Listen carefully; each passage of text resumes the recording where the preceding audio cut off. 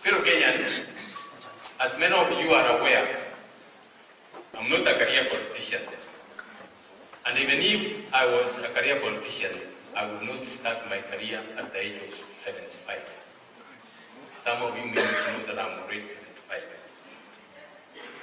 I spent 18 years in the judiciary as a judge of the High Court, judge of the Court of Appeal, and eventually the Kenyans honored me to be the Chief Justice of this republic. I served, and I want to thank the Kenyan people who stood with me in very, very difficult times, and I want to thank you most sincerely. I headed the judicial arm of government, and I think I served. The others are the details that you may know. I have come to this space, political space, as I have said, because of an urgent need, an urgent national need. After adequate reflections and extensive consultations, I acceded to the request of the Gen and many other Kenyans to run for President of the Republic of Kenya in 2027 general election to help this country, to help the others, the like-minded people, to order this country, this country to order, to call this country to order. At independence, our founding fathers cherished a dream of a Kenya free from three major challenges: poverty, ignorance, and disease that had held its people for generations. A Kenya where the honest labor would sustain a family, and a Kenya where every citizen would look ahead with hope. However, driven by greed, our leaders over the years betrayed that vision and turned our country into a feeding trap for themselves, their families, and their associates. As a result, 63 years after independence, we are still grappling with the same issues that we had at the beginning of our nation. Now, they are compounded. Those issues are compounded by mass unemployment of our youth, deepening inequality, and extreme poverty. Soon after independence, the Kenyan political elite embraced an extractive system of government, which had a small and still, that is the modus operandi, a small couple of political elites who loot public resources, using their positions, use public resources at the expense of the ordinary people. Today, under William Ruto, that extractive system has become a full-blown criminal enterprise. Across virtually all public sector departments, the President, his cabinet, top officials of government, and the corrupt businessmen have turned government into a business, their own business. They have created programs which you know, like SHA, affordable housing, PPPs, as well as G2G importation of fuel, and embarked on mega projects, all geared to stealing from the Kenyan public. These projects, if you have seen, tenders are awarded to a couple of people who are connected with the President, and that you know what that means. With the enactment of the Kenyan Constitution in 2010, the extractive system devolved into the counties. Governors, members of the county executives, MCAs, and others award themselves the contracts and build roads which are washed away at the first day. Rather than performing their oversight roles, many senators and members of parliament are exalting governors and the county officials whose hands are caught in the teeth. As a result, the country is losing billions to corruption, as this is regularly confirmed by the Auditor General reports. The Kenyan Association of Manufacturers estimates that we lose a whopping 3 billion shillings every day. Every single day, and nothing happens to the culprits. The level of looting was there, of course, from the previous governments, but it reached the highest, or it started coming very, very high in the year 2013. It astronomically rose from the year 2013. One of the methods the political elites have used to steal from the public is borrowing. At the end of his administration, the late President Kibaki left public debt at 1.77 trillion shillings. That was at July when he left.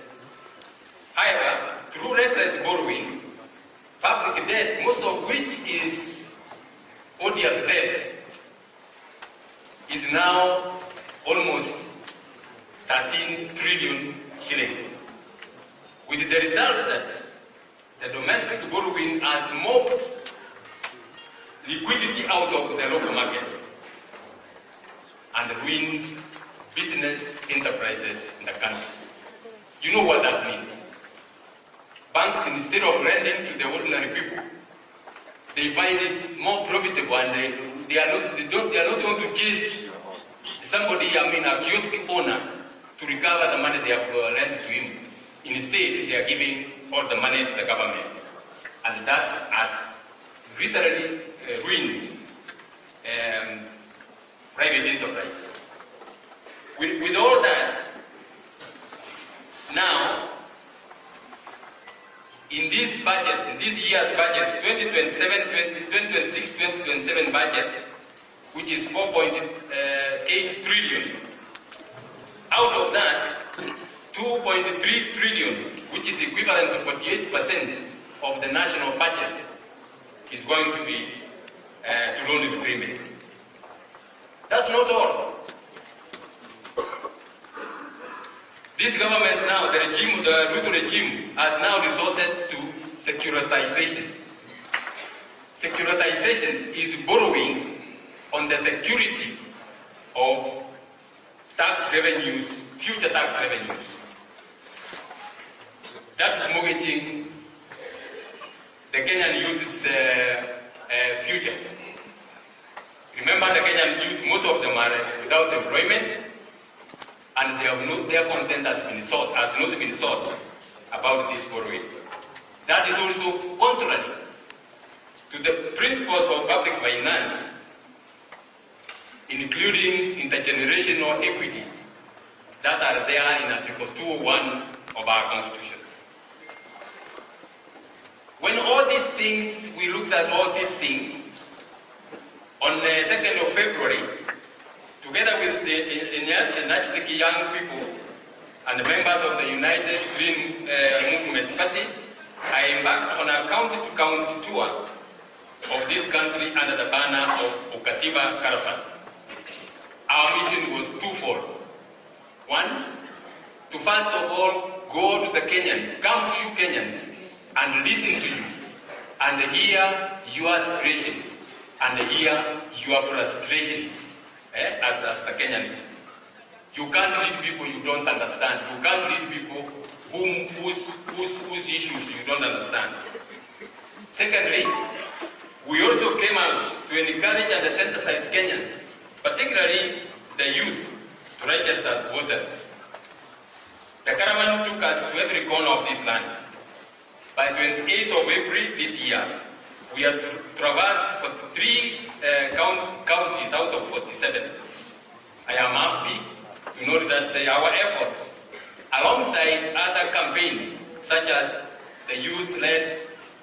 God movement contributed to over 2.6 million registering as new voters. I want to thank the Kenyan people, particularly the young people, for registering. That is the power you hold in your hands, and we are sure we are going to use it very well. In these tours, we met farmers, we met pastoralists. We sat down with women in markets. We met men at local sheds. We listened to border operators at the dusty stages. We went and met the fish folk on the shores of our lakes. We encountered ordinary Kenyans fighting every single day with great dignity to put food on the table. What we saw and heard filled us with immense pride. Our people have refused to surrender to despair. Despite the grinding conditions they have been plunged into, the resilience we saw, that hard work we saw from our people, tells you of the true character of the Kenyan people. We are a hard-working people, very, very hard-working people. Our mothers, our sisters, our brothers, especially in the villages, wake up very, very early. I saw that from my late mother. I mean, going to the shamba when it was still at dusk. And that's what the Kenyans are doing even now. But we also had stories that should trouble every Kenyan of conscience. From major cities to the smallest markets that we visited, Kenyans told us about 5 painful realities with remarkable consistency. They told us about the disregard of the rule of law. They told us about state capture and corruption, which you have repeated here. I'm happy you have repeated it here. They told us about a rapid economy. They told us about youth unemployment. And they told us about the collapse of service delivery, particularly in health and education. Wananchi plainly told us that government officials, right from the presidency down to the lowest administrative levels, have no respect for our law. They cherry-pick the provisions of the Constitution to implement, and to what extent to implement those provisions. They recall with grief the killing and maiming of our young people during the Gen Z protest of June and July 2024, and told us what that confirmed of the present government. They told us that the political class had little regard for human life. They told us that the political class do not respect good orders. They just ignore them with impunity. They told us that government documents, these days, they don't know which one to trust. Even title deeds, some of them are not what is the papers they are printed on. They told us that public services, especially health and education, as I've said, have broken down completely. Throughout the country, in the counties we visited, wananchi were quite clear in their minds. In fact, from everywhere, there is not one station we went to where wananchi did not raise issues. They said, corruption has reduced them to beggars in their own country. The extractive system has stripped millions of Kenyans of their dignity and their humanity, to the extent that one Mzee Mbui Orandi, a man nearly 100 years old, was trampled upon and killed when he was scrambling for 200 shillings that was being given by a local MP in Kisii, just shortly before President Ruto went to that area. You know, that's how this government works. You go to the area, pour money, and people come. Before he goes, he has his agent who give money. And we have seen that those who come from Nyamira and Kisii, you have seen people lining up and being given money. This Muse was trampled upon and died. 200 shillings was the value of that elder man. That tells you the depth to which we are falling. At one of the stops we visited, a visibly angry young man stood up, and when he was given a microphone and asked what he would like the Maraga government to do for Kenyans, he uttered two words. Two words. Funga Ruto. And they sat down. Wananchi told us that businesses are closed because there is no money in circulation. The escalation of fuel prices has confused quite a number of our people.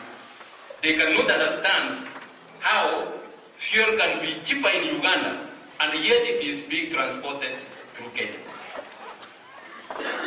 In Busia, the border operators told us that they are not buying fuel in Kenya anymore. They just go with jerrycans through Banya routes and buy fuel from Uganda where it is cheaper. In Marisabit, we met quite a number of border operators. Two of them told us they have taken fuel, petrol in the morning for their operations as they normally do.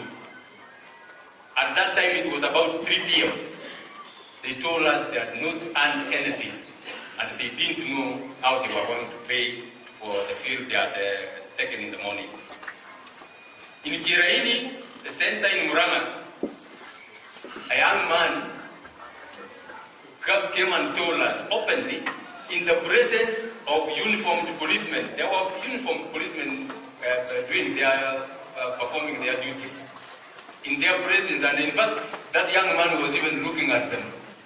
He said, I am tired of the life of stealing. I want an opportunity to earn an honest living. And he said, look, I have hands here. I can work. All I need is an opportunity to earn an honest living. In literally all the towns we went and shopping centers, many youths were disappointed. Some even angry with us that we had no handouts given. That's where Kenya has been driven to.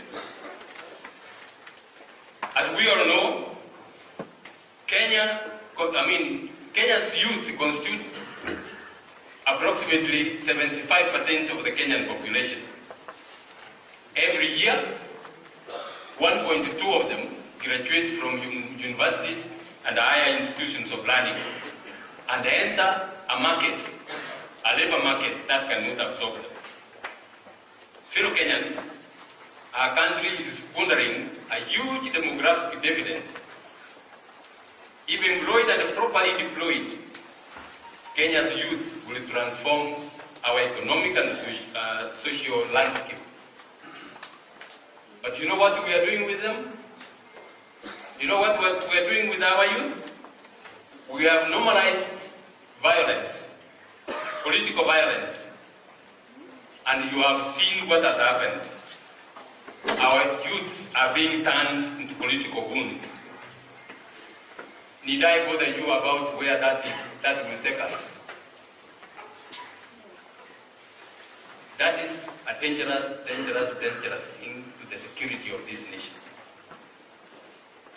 And for me, it is only a matter of time. Unless that is controlled, it is only a matter of time, and this country will be driven into anarchy. Mheshimiwa Amisi talked about it. You can't weaponize the young people who have no jobs. You give them a few shillings and ask them to go beating fellow Kenyans. A government that has been put in place, a government which has police, which has security officers. Some of those security officers are so frustrated that the government is using goons. Instead of putting order, the government itself is the one using goons. You know what that means. Despite the mandatory provisions of Article 43 of our Constitution, looting of public resources has made the services, healthcare, and education, among others, totally collapse. In virtually every county we visited, we encountered the dire consequences of a healthcare system that is in free fall. Hospitals have no medicines or basic essential supplies. SHA is not working. You are told every day SHA is working. SHA, if it works for one or two people, you are told, look, you are given an example and you are told it is working. Go to the wananchi out there and they will tell you it is not working. Families are being forced to sell land. You know, not many people, not many families have any other asset other than the piece of land they have. They are forced to sell that to pay hospital bills. Those who have nothing to sell, mothers are dying at home while giving birth. Education is the engine of national development. I know this from personal experience. Coming from a very poor family, education was the key that unlocked my future. I've said this many times.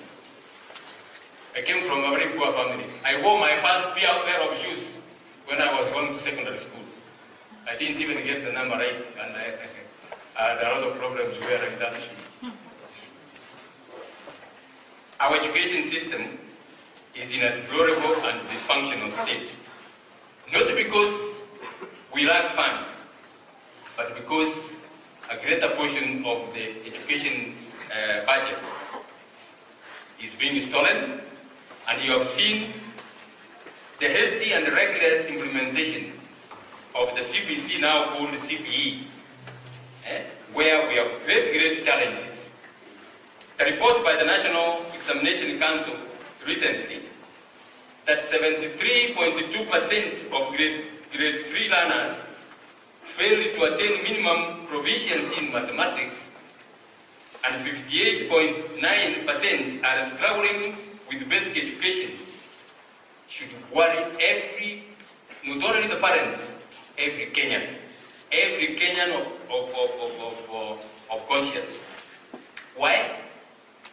This is the kind of education we are giving to our children. These are our future doctors. These are our future architects. These are our future engineers. How can we gamble with the lives of our children and actually the welfare of our nation? And yet, our Constitution guarantees every Kenyan citizen inherent dignity and requires the state to take concrete measures, including affirmative action, to ensure that the youth access employment. How do the youth access employment in the private economy? These are the truths we gathered from our Okativa caravan. These are not opinions, my fellow Kenyans. These are not opinions. These are honest, lived realities. The Kenyans who spoke to us in raw honesty and quiet courage. Can we go on with this? Can we go on with this? No. We must change. We have no choice but to change. We need to reset our country. we need to restore, we need to rebuild our country. Fellow Kenyans, 16 years ago, we gave ourselves one of the most progressive constitutions in the world. I can tell you that with authority. I've read very many constitutions in the world. In the course of the nature of my work, I had to compare and read other constitutions of other countries. And when I say, like many other lawyers have said, we have one of the best constitutions in the world. What we have are the challenges. This was a pact meant to decisively break the neocolonial extractive system and build a Republic of Kenya anchored on social justice, prosperity, and human dignity. But that has not come to be. We must reset our country to order by reconstituting our governance system in strict adherence to the Constitution and the rule of law. If you give me the privilege of leading this country, I will dedicate my presidency to dismantling the culture of impunity. No one will be above the law. Not the president.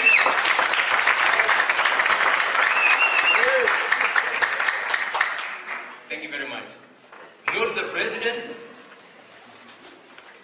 not the pauper. I have said this many times.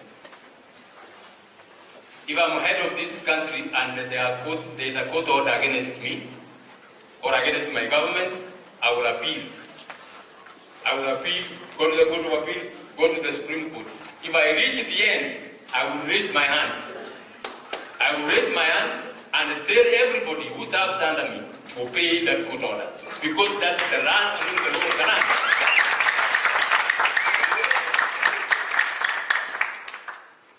A civilized government is one which obeys the law. It should lead by example. I will do that. We must reverse the imperial presidents, where the president is considered as the sole provider of development. You are told all the time, Rais amekuja hapa, ametupatia hii. All that is supposed to be in the development plan. What about the areas where he has not been to? What about the areas where he doesn't have sycophants? You can't run a country, you wait for the president to come and say, let me build for your school here. We must be an orderly government. My administration will not treat the Constitution as a suggestion. The Constitution will be our absolute command. We will implement it fully. Professionalize the public service through meritocracy and restore the independence of institutions, which we were including Parliament. Parliament is not independent anymore. Parliament is not serving the people, it's serving one person. You wait. See, the finance bill is there. Many people have protested against it. You wait. You are going to see it being passed. And you know what they have done? They bring scandals. Okay? The tender of the JKA refurbishment, bring in, funny characters, so that our minds are concentrated on what? On those scandals, and we forget about the finance bill. I will end fraudulent schemes, fraudulent procurement schemes. And fellow Kenyans, trust me, I will end that. I just need 5 years.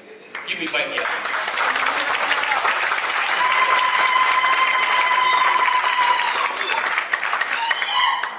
It has taken Ruto less than 5 years to literally demolish this country. I need 5 years. Call this country to order. Get Kenyans of goodwill. Give them positions they have to earn, and they will not be managed from State House. They will work. I will give them the freedom to work, but I will demand results. I will demand accountability. And I have very many Kenyans.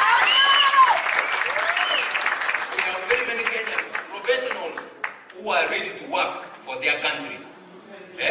We are going, even you, we will give you an opposition when you qualify for that, so that we will have a country. Our leadership has become rogue and uncaring. Under my leadership, we shall restore humanity and the dignity to the Kenyan people. Extrajudicial killings will be a matter of the past. And lawful detentions, we will not entertain. There will be no sacred cows. All suspects, criminal suspects, will be arrested and prosecuted in accordance with our Constitution. Ladies and gentlemen, Kenya is not an island. We must maintain friends and be in the community of nations.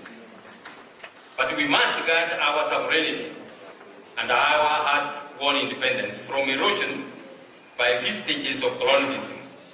We shall engage the world in the spirit of Pan-Africanism, respecting international treaties and norms that foster regional integration and international cooperation, human rights, and good governance. Our battered image as a repressive state and a client of foreign interests must change. You saw even what was on KTN. Foreigners, and worse still, criminals have been given our passports.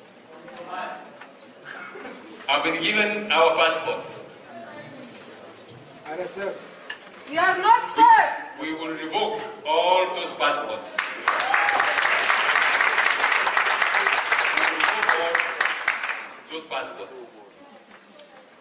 Our sisters and brothers in the diaspora who make immense contributions to this country's economy and the social fabric will be accorded full rights as equal citizens of our motherland. Fixing our economy begins with getting our governance rights. From agriculture to tourism, from mining to manufacturing, we must leverage on modern technology and professional expertise to address what ails our economic foundations. Agriculture, which is our mainstay, the mainstay of our economy, will be given priority in my presidency. Extension services must reach farmers. Those who are from the farming community know. There used to be a time when extension officers used to go to the people. These days they don't even have fuel to go to the people. The people don't even know what kind of variety of maize or which one they should grow in which area. Extension services will reach the farmers. Farm inputs will be affordable, and where appropriate, subsidies will be given. We will not give sand in the name of fertilizer. The governance failures afflicting tea and the coffee sectors must be corrected. The devastation caused to our rice farmers in Mwea. And we were there, my colleagues, those who were with me, we were there and we heard what our brothers and sisters in Mwea told us. They grow one of the best varieties of rice in the world. But the rice is in stores, they can't sell it because some cartels have been allowed to import rice and flooded the market. Western Kenya sugar farming will be given priority and we will deal with the issues that are there. Fellow Kenyans, it is public knowledge that a number of companies have closed operations in Kenya and relocated some to our neighboring countries. The business executives who spoke to us during the Okateva caravan were unequivocal. This government has made Kenya impossible for competitive business.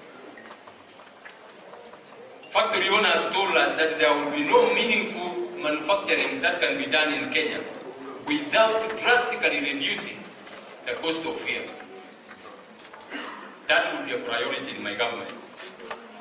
One fuel operator showed us 10 licenses that one needs to have before you can operate a small business. 10 to operate a Mina petrol station. Others told us that they regularly pay protection money to police and the provincial administration officials. Is that a business environment? Is that a business environment where investors can come to? For me, that's a hostage situation. We have to change that if this country has to move forward. No country can advance without innovation and manufacturing. My government will leverage on artificial intelligence to expand opportunities for our youth who are already digital natives. I will stop or drastically reduce borrowing, especially domestic borrowing, as I told you, which has mopped up liquidity from the local market, and look very, very keenly and seriously into business licensing, taxation, and energy supply to spur manufacturing, including development of cottage industries to incentivize small and medium enterprises. We will protect our minerals and other resources and secure the future of our children. We cannot have a country where 125 billionaires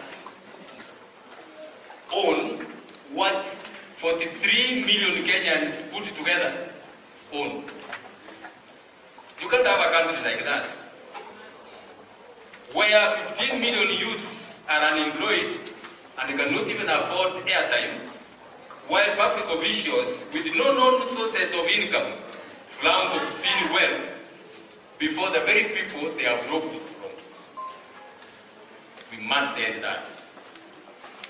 Throughout our Katibu Caravan, Kenyans demanded leadership with integrity. This is a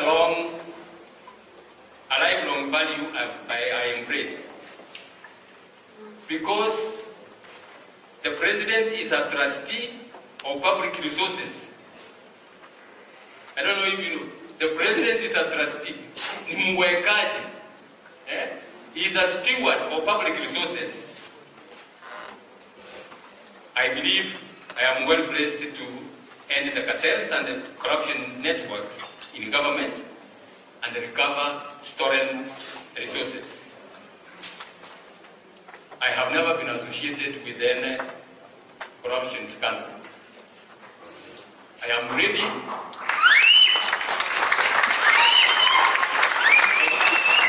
I am ready to declare on oath. I am ready to declare on oath my assets and give a full account of how I acquired each piece. That I can tell you. I challenge every presidential aspirant, starting with Ruto, yes, to do the same and account for everything they own.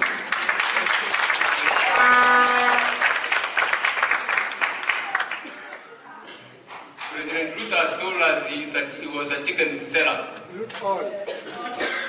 Let him come and show us how he sold that chicken and what he has got. That some of us are so daft we can't get that. Fellow Kenyans, this is my personal pledge to you. I will not steal from you. I will not allow my family to steal from you or my friends. Those I will appoint to serve with me, I will not allow them to steal from you.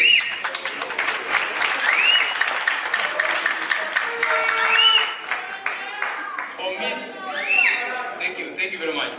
For me, zero tolerance to corruption is not a slogan. It will be the governing standard of my administration.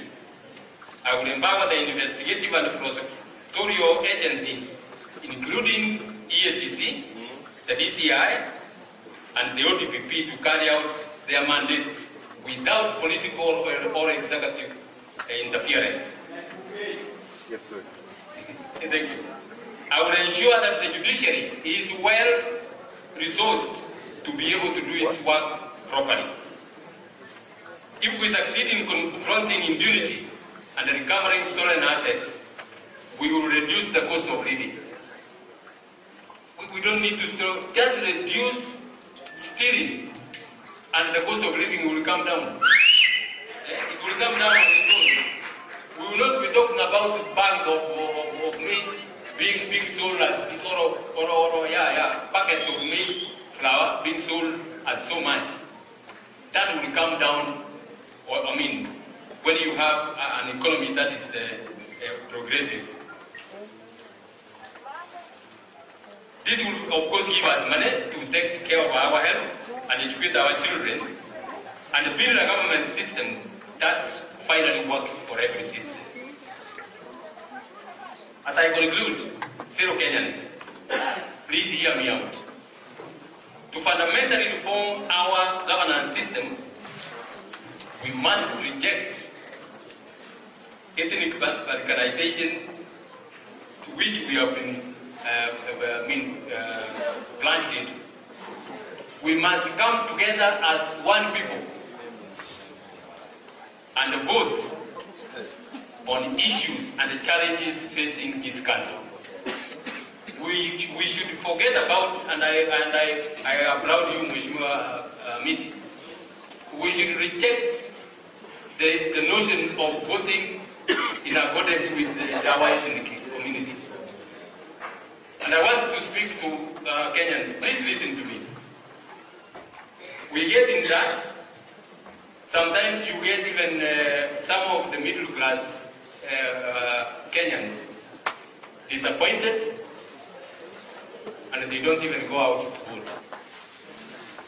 This time around, I want to appeal to all Kenyans.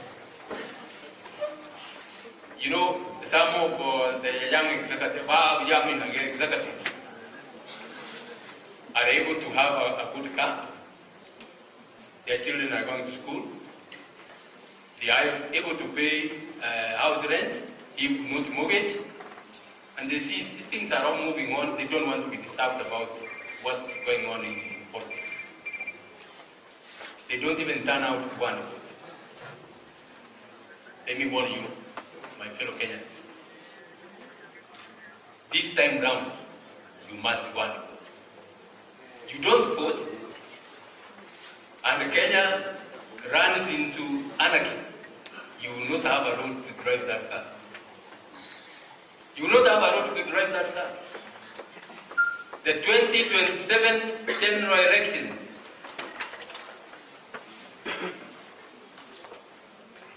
is a defining moment in the history of our country. It is a defining moment in the history of our country. We must come together and vote the Ruto regime out.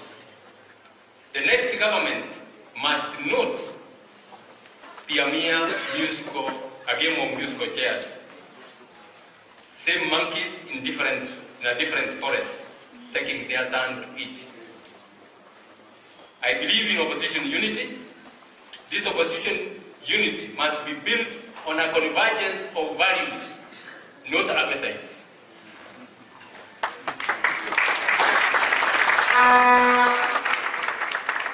We need to unite under the rule of law and permanently ensure that no future leader can weaponize state power to loot public resources, kill our children, and silence dissent.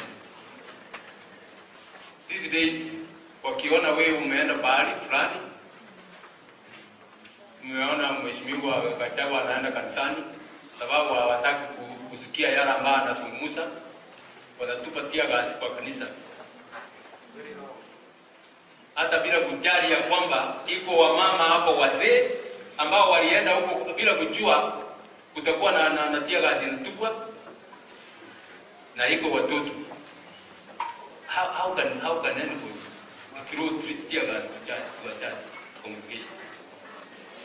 That's the height of brutality. The 2027, as I said, is a defining moment in the history of our country. It will be a make or break election. It will be the Okombozi election. we must liberate ourselves from the chains that Ruto has shackled us with. Take it from me, fellow Kenyans. Take it from me. If Ruto Oro is re-elected, or anyone who espouses his value systems takes the reins of this country, it will be tragic. It will be tragic. We will begin descending to the abyss. Countries don't just fail overnight. You see, you ignore some things which are going on until you wake up and say, wait a minute, where are we? We cannot afford to leave our country and descend to that level. Fellow Kenyans, Kenya is a rich country. We are an intelligent people. We are athletic champions. You know that, isn't it? The Kenyan academicians and professionals shine on the global stage. We saw some country member being given awards, huge sums of money because of the outstanding work they have done. We cannot, as a people who are intelligent, we cannot and must not allow our motherland to descend to anarchy. We have the power to save our country. We have the power to put an accountable government responsible to the plight of the Kenyan people. A government that believes in constitutionalism and the rule of law. It is time to stop dreaming about the Kenya we deserve and start building it. Time to start living in the Kenya of our cherished imagination and enjoy our nationhood as a free people.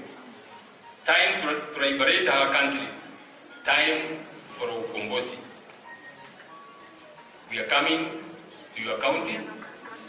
As UGM, we are coming to your county. We are coming to your constituency. We are coming to your ward. We are coming to your village to ask your hand in working together so that we can liberate ourselves. The journey to a new Kenya begins now.